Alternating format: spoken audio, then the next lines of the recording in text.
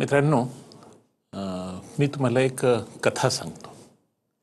ही कथा थोडीशी इंटरेस्टिंग आहे। या कथेमध्ये एक मच्छीमार भल्या पहाटे नदीवर पोहोचतो।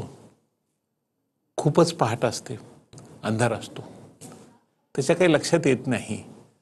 तो विचार करतो थोडा वेळ थांबूया, जेव्हा प्रकाश येईल त्याच्यानंतर जाळं लावूया। आणि तो वाट पाहत असतो।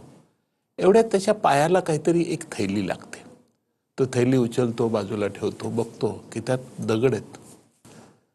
तो एक दगड उचलतो आणि दूर पाण्यामध्ये टाकतो। आवाज येतो। तो आवाजानं तो उत्साहित होतो।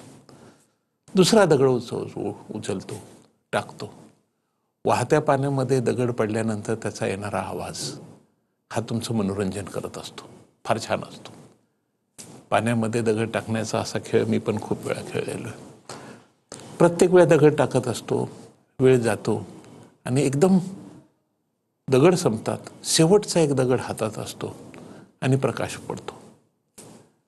तो दगडाकडे पाहतो। ते दगड नव्हता तर एक रत्न होतं।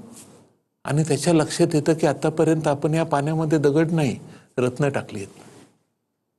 आणि तो मोठमोठ्याने रडायला लागतो, स्वतःला हे करतो आणि शेवटी या मुद्द्यावर खुश होतो की चला, किमान एक रत्न तर माझ्यासाठी वाचलं।